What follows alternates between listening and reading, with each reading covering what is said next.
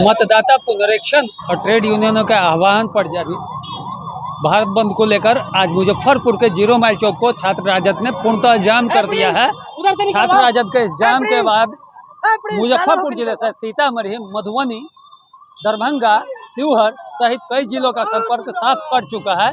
हमारे साथ छात्र राजद के चंदन यादव मौजूद है। हम बात करेंगे। चंदन जी, क्या आपका मांग है, क्या मांगे हैं आपकी और क्या उद्देश्य है? कई जिलों का संपर्क भंग हो चुका है। वोटर लिस्ट विशेष गहन पुनर्निरीक्षण जो इलेक्शन कमीशन के द्वारा किया जा रहा है भारतीय जनता पार्टी के इशारे पे, उसके खिलाफ हमारे नेता ने स्पष्ट रूप से कहा है ये बिहार के मतदाताओं का मौलिक अधिकार पे हनन है और कुठाराघात है। ये चोट पहुंचाने की कोशिश की जा रही है। इसके खिलाफ हम लोग एकजुट होकर महागठबंधन के कार्यकर्ता आज सड़क पे उतरे हैं। शांतिपूर्ण तरीके से पूरे बिहार में चक्का जाम कर रहे हैं और इस बंदी के माध्यम से इलेक्शन कमीशन को ये संदेश देना चाह रहे हैं कि बिहार विधानसभा चुनाव को देखते हुए आपने जो ये निर्णय लिया है बिहार वासियों को मतदाता सूची से उनका नाम काटने का, मतदाता सूची से उनका नाम हटाने का, वो सरासर गलत है।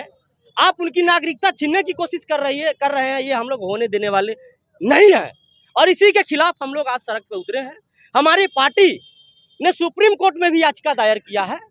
सुप्रीम कोर्ट जाने का सिर्फ मेरा एक ही मकसद है, जो किसी भी तरीके से बिहार की अस्मिता, बिहार के लोगों का जो नागरिकता है, मतदाता सूची में नाम है, वो बरकरार रहे, उनका नाम मतदाता सूची से हटे नहीं, क्योंकि सामने बिहार विधानसभा का चुनाव है।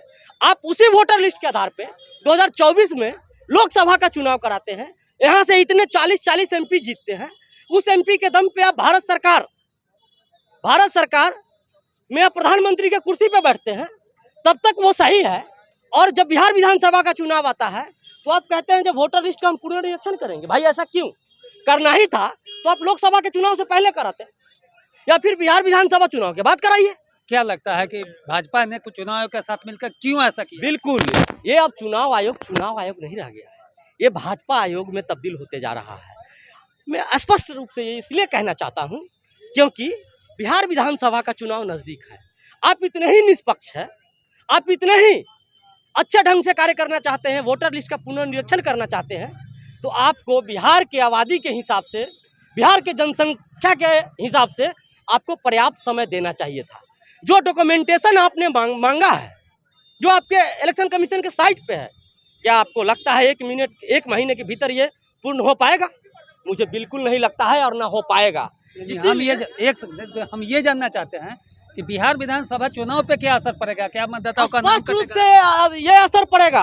आप जान लीजिए, जब मतदाता सूची पुनः प्रकाशित किया जाएगा, इलेक्शन कमीशन जिस तरीके से काम कर रही है, टोटल वोटर जितना है बिहार में, आपको 15 से 20% मतदाताओं में कमी दिखाई देगी। उतने मतदाताओं को वोटर लिस्ट से हटाने की साजिश हो रही है।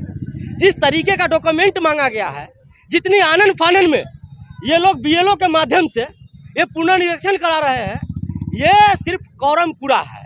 और कौरमपुरा भारतीय जनता पार्टी के इशारे पे इलेक्शन कमीशन कर रही है, जो हम बिहार वासियों के खिलाफ है, हम मतदाताओं के खिलाफ है।